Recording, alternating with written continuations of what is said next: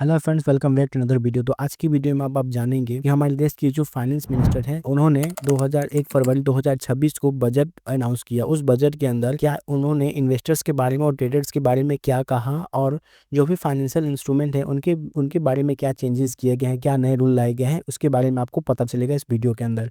ठीक है, तो दोस्तों अगर आप इन्वेस्टर हैं या फिर ट्रेडिंग करते हैं तो ये वीडियो आपके लिए बहुत ज़्यादा इन्फॉर्मेटिव होने वाला है। तो इस वीडियो को एंड तक जरूर देखिएगा। दोस्तों अगर आप ट्रेडिंग करते हैं, चाहे आप निफ्टी के अंदर ट्रेड करते हो या फिर सेंसेक्स के अंदर ट्रेडिंग करते हो या फिर आप फ्यूचर में ट्रेड करते हो या फिर आप इन्वेस्टर हो, तो उसके अंदर सरकार ने इन जो नए बजट के अंदर कुछ चेंजेस किए गए हैं। ये चेंजेस आपको जानना बहुत जरूरी है। तो इसी चीज से रिलेटेड मैं आज आपको 4 ऐसे पॉइंट्स के बारे में बताने वाला हूँ। अगर आप ट्रेडर या इन्वेस्टर्स है तो इन 4 पॉइंट्स को आपको जानना बहुत ज्यादा जरूरी है अगर आप ऑप्शन ट्रेडिंग करते हैं और इन्वेस्टमेंट करते हैं। तो चलिए इस वीडियो को स्टार्ट करते हैं। तो सबसे पहले हम पॉइंट्स की बात करने वाले वो है एसटीडी, जिसको हम लोग सिक्योरिटी ट्रांजैक्शन टैक्स कहते हैं। एक तरीके का ट्रांजैक्शन टैक्स होता है जहां आप प्रॉफिट कर रहे हो, जहां आप प्रॉफिट में हो या फिर लॉस में हो, आपको ये टैक्स हमेशा यानी ट्रांजैक्शन टैक्स आपको हमेशा देने ही पड़ते हैं।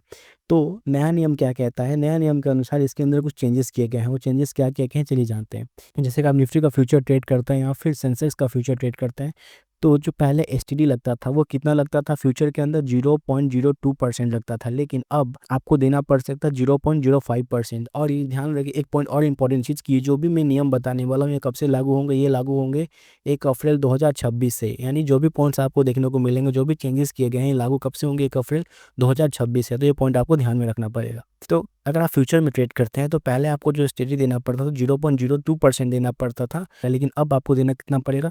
0.05%। वही है अगर आप ऑप्शन ट्रेडिंग करते हैं तो जो पहले देना पड़ता था एसटीडी वो 0.10% था, लेकिन अब 0.15% का देना पड़ेगा आपको एसटीडी। जैसे मैं आपको एग्जाम्पल के साथ बताता हूँ। अगर आपने आपने जैसे कि मान लो कि आप ऑप्शन ट्रेडिंग करते हैं, आपने 1 लाख रुपए का ऑप्शन ट्रेडिंग किया। ठीक है, 1 लाख पे किया तो पहले क्या लगता था? तो पहले आपको जैसे 0.10% लगता था और आपने 1 लाख रुपए का ट्रेडिंग किया, ऑप्शन ट्रेडिंग किया, तो आपको पहले 100 रुपये देने पड़ते थे। लेकिन अब आपको 100 रुपये की जगह 150 रुपये देने पड़ेंगे, यानी कि आपको 50 रुपये अब एक्स्ट्रा देने पड़ेंगे अगर आप ऑप्शन ट्रेडिंग करते हैं। वही अगर हम फ्यूचर की बात करते हैं तो फ्यूचर में पहले अगर एक लॉट से इसमें 25 यूनिट होते हैं तो पहले आपको 325 रुपये देने पड़ते थे। अगर आप फ्यूचर ट्रेड करते हैं निफ्टी सेंसेक्स चाहे बैंक निफ्टी में आप ट्रेड करते हैं तो पहले कितने 325 रुपये देने पड़ते थे, लेकिन अब आपको देने पड़ेंगे 812 रुपये 50 पैसे अगर आप फ्यूचर में ट्रेड करते हैं। तो ये तो हमने जो बताया है काफ़ी छोटा, यानी एक लॉट का बताया। अगर आप इससे ज़्यादा लॉट से ट्रेड करते हैं फ्यूचर में तो ये अमाउंट और भी बड़ा हो सकता है। ये जो एसटीडी चार्जेस बढ़ाने का जो पीछे का मकसद है कि जो ऑप्शन ट्रेडिंग के अंदर जो स्पेकुलेशन हो रहा है, जो सट्टेबाजी हो रही है, उसको कम करने के लिए सरकार ने एसटीडी बढ़ाया है। तो ये था पहला पॉइंट। अगर आप ऑप्शन ट्रेडिंग के अंदर करते हैं, फ्यूचर करते हैं, तो ये पॉइंट आपको हमेशा आपको ध्यान में रखना होगा कि अब ये एसटीडी चार्जेस बढ़ने वाले हैं। ठीक है, अब सेकंड पॉइंट की हम बात करते हैं बायबैक शेयर्स के बारे में। दोस्तों बायबैक शेयर्स क्या होता है? सपोज कि आपने किसी एबीसीडी कंपनी का शेयर्स खरीदा 10 रुपये में। अब कंपनी क्या करती है कि अपने शेयर्स को वापस वो खरीद लेती है, यानी कि शेयर होल्डर से वापस कंपनी शेयर को खरीद लेती है। तो उसको हम लोग बायबैक शेयर्स करते हैं। क्या कहते हैं उसको? हम लोग कहते हैं बाईबैक शेयर, यानी कंपनी दोबारा अपने शेयर्स को खरीद रही है। लेकिन जब कंपनी शेयर्स को खरीदती है दोबारा तो वो कुछ एक फिक्स्ड प्राइस देती है, यानी जो आपने बाई किया उससे ज़्यादा प्राइस पे उसको सेल करती है।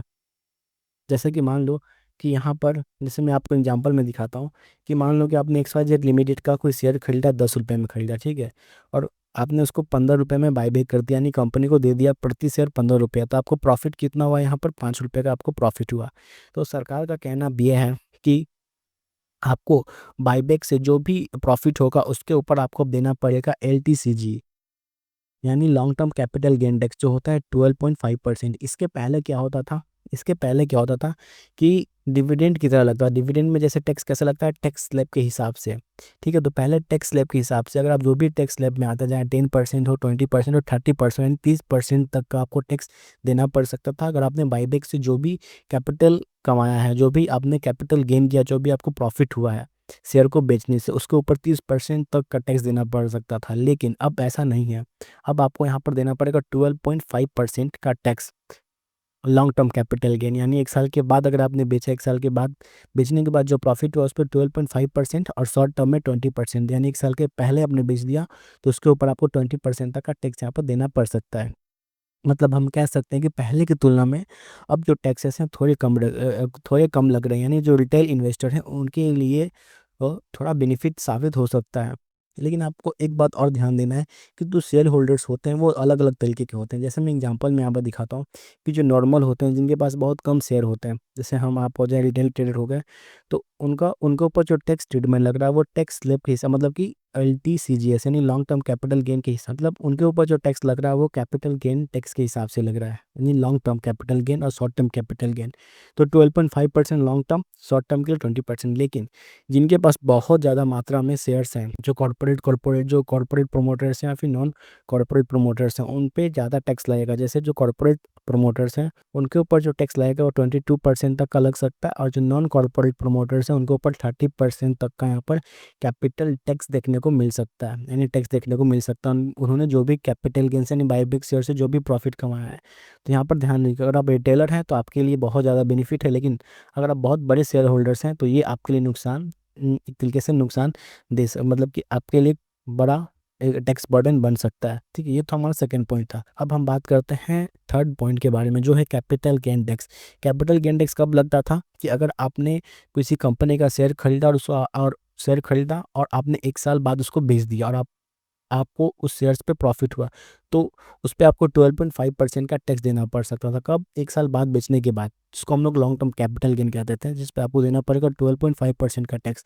लेकिन अगर आपने 1 साल के पहले यानी 1 साल के अंदर ही उस टैक्स शेयर्स को बेच दिया और उसमें जो भी आपको प्रॉफिट होगा उस पर आपको 20% का टैक्स देना पड़ेगा। तो इसके अंदर सरकार ने किसी भी प्रकार के चेंजेस नहीं किए गए हैं। जो पहले 12.5% था वो आगे भी 12.5% रहेगा लॉन्ग टर्म कैपिटल गेन पे, और 20% जो रहेगा शॉर्ट टर्म कैपिटल गेन पे। हालांकि जो बड़े इन्वेस्टर्स थे, कुछ एक्सपर्ट्स थे, उनका मानना था कि जो सरकार है इसके ऊपर कुछ टैक्सेस कम करेगी, लेकिन इसके अंदर कोई भी चेंजेस नहीं आए हैं, ये अनचेंज्ड है। तो इसमें किसी प्रकार के चेंजेस आपके नहीं किए गए हैं। और जो सबसे लास्ट पॉइंट की हम बात करते हैं वो है SGB, सॉवरेन गोल्ड बॉन्ड्स। इसमें भी कुछ नए बदलाव किए गए हैं। जैसे पहले क्या था कि SPG से जो मतलब कि जो सॉवरेन गोल्ड बॉन्ड था, इससे आप जो भी प्रॉफिट कमाते थे, जो मेच्योरिटी के बाद जो भी आपको अमाउंट मिलता था, जो भी कैपिटल गेन जो मिलता था, उसके ऊपर कोई भी टैक्स नहीं लगते थे। लेकिन मतलब वो बिल्कुल ही टैक्स फ्री था, किसी प्रकार के टैक्स नहीं लगते थे। लेकिन अब नया नियम क्या कहता है, तो इसमें आपको 2 पॉइंट समझना जरूरी है कि आपने ये सॉवरेन गोल्ड बॉन्ड कहाँ से खरीदा। अगर आपने किसी गवर्नमेंट साइट से खरीदा, यानी कि RBI ने इशू किया, आपने उसको सब्सक्राइब किया, सब्सक्राइब करके आपने उसको खरीद लिया, तो प्राइमरी मार्केट हो जाएगा। सेकेंडरी मार्केट होता है, और सेकंड पॉइंट होता है सेकेंडरी मार्केट, यानी आपने किसी स्टॉक एक्सचेंज NSE या BSE से आपने SGB खरीदा है। तो सरकार का ये कहना है कि अगर आपने सीधे RBI से जाके सॉवरेन गोल्ड बॉन्ड खरीदा है, तो उसके ऊपर आपको कोई भी टैक्स नहीं देना पड़ेगा। ठीक है, जैसे मैं आपको यहाँ पे एग्जांपल में दिखाता हूँ, तो आपको यहाँ पर 3 सिनेरियो को समझना होगा। अगर आपने इन 3 सिनेरियो को समझ लिया तो आप इसको आसानी से समझ पाएंगे। ठीक है, सबसे पहला सिनेरियो कि आपको टैक्स कब नहीं देना है, यानी कि कब टैक्स जीरो लगेगा, यानी कि टैक्स फ्री सिनेरियो।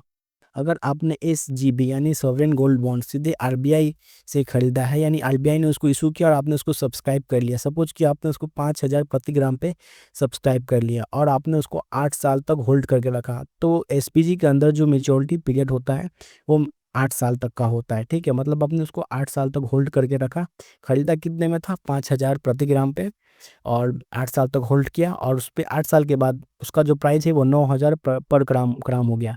तो आपको यहाँ पे प्रॉफिट कितना हुआ? 4,000 का प्रॉफिट हुआ। कितने? पर ग्राम पे, यानी प्रति ग्राम आपने 4,000 का प्रॉफिट हुआ, जिसको हम कहते हैं कैपिटल गेन। तो इसके ऊपर जो आपको टैक्स देना पड़ेगा वो बिल्कुल ही जीरो रहेगा, और ये जीरो ही रहेगा। इसके ऊपर आपको किसी प्रकार का टैक्स नहीं देना पड़ेगा। क्यों नहीं देना पड़ेगा? क्योंकि आपने सीधे RBI से इसको खरीदा है और उसको आपने 8 साल तक होल्ड किया है, और जो भी आपने प्रॉफिट कमाया है उसके ऊपर टैक्स नहीं देना पड़ेगा। ये था पहला सिनेरियो कि टैक्स कब नहीं देना। सेकंड पॉइंट आपको ध्यान में रखना है कि आपको SPG जो SGB से जो भी हर साल 2.5% का इंटरेस्ट रेट मिलता है, उस पर जो पहले टैक्स चलता था वैसा ही टैक्स आगे भी चलता रहेगा। इसके अंदर कोई भी चेंजेस नहीं किया गया है। ठीक है, अब सेकेंड एग्जाम्पल की अगर हम बात करते हैं सेकेंडरी मार्केट बायर्स। सपोज कि आपने SCP यानी सॉवरेन गोल्ड बॉन्ड को सेकेंडरी मार्केट से बाई किया, जैसे कि किसी स्टॉक एक्सचेंज से बाई किया, जैसे कि NSE या BSE से। तो गवर्नमेंट का ये कहना है कि अगर आपने किसी सेकेंडरी मार्केट से बाई किया है, सपोज कि आपने 6,000 में बाई किया, उसको 9,000 में बेच दिया, तो आपको जो गेन हुआ 3,000 का हुआ। ये जो गेन हुआ इसके ऊपर आपको ये टैक्सेबल हुआ, और इस पे जो टैक्स देना पड़ेगा आपको लॉन्ग टर्म कैपिटल गेन के हिसाब से देना पड़ेगा, जो होता है 12.5%। मतलब 3000 का जो 12.5% कितना होगा, 375 रुपये प्लस जो भी सेस और सर चार्जेस लगेंगे उसको मिला के आपको टैक्स देना पड़ेगा। कब टैक्स देना पड़ेगा? अगर आपने उसको सेकेंडरी मार्केट से खरीदा है, तब आपको 12.5% का long term capital gain tax यहाँ पर देना पड़ेगा। ये था सेकेंड पॉइंट, सेकेंड सिनेरियो। अब हम बात करते हैं थर्ड सिनेरियो के बारे में। Third scenario, sold before maturity, यानी मेच्योरिटी कितने साल का होता है? 8 साल का, और आपने 8 साल पहले ही उसको बेच दिया, तब आपको टैक्स देना पड़ सकता है। सपोज कि आपने 6,000 में खरीदा, 7,500 में बेच दिया। कब कब बेचा? 2 साल, 2 साल के अंदर ही बेच दिया। हालांकि 8 साल तक उसको मेच्योरिटी, मतलब 8 साल तक आपको उसको होल्ड करके रखना था, लेकिन 8 साल पूरे होने के पहले ही आपने इन 2 साल के अंदर इसको बेच दिया। और जो आपको गेन कितना हुआ उस 2 साल के अंदर? 1,500 रुपये। तो अब आपको उस 1,500 रुपये पर 12.5% का टैक्स देना पड़ेगा, जो होता है 157 रुपये अप्रॉक्स। आपको इतना टैक्स देना पड़ेगा अगर आपने मेच्योरिटी से पहले इसको बेच दिया। तो टैक्स कब देना पड़ेगा? पहला कंडीशन क्या है कि अगर आपने इसको सेकेंडरी मार्केट से खरीदा है तब आपको देना पड़ेगा कैपिटल गेन के हिसाब से टैक्स। और सेकेंड कंडीशन कब आता है? जब आपने मेच्योरिटी से पहले बेच दिया। तो इन दो कंडीशन पे आपको यहाँ पर एसबीजी यानी सॉवरेन गोल्ड बॉन्ड के अंदर टैक्स देना पड़ सकता है। तो ये थे वो 4 पॉइंट्स जो नए बजट्स के अंदर अनाउंसमेंट किया गया है। आई होप आपको ये इन्फॉर्मेशन बहुत ज़्यादा इन्फॉर्मेटिव लगी होगी। अगर आप ऑप्शन ट्रेडर हैं या फिर इन्वेस्टर हैं, अगर आपने गोल्ड के अंदर यानी कि सॉवरेन गोल्ड के अंदर इन्वेस्टमेंट किया है, आई होप आपको इस वीडियो से कुछ अच्छा इन्फॉर्मेशन मिला होगा। तो अगर ये वीडियो आपको अच्छा लगा हो तो हमारे चैनल को सब्सक्राइब कीजिए, लाइक कीजिए और अपने दोस्तों के साथ भी शेयर कीजिए जिनको इसके बारे में पता अब तक नहीं है। So thank you for watching this video. मिलते हैं अगली वीडियो में।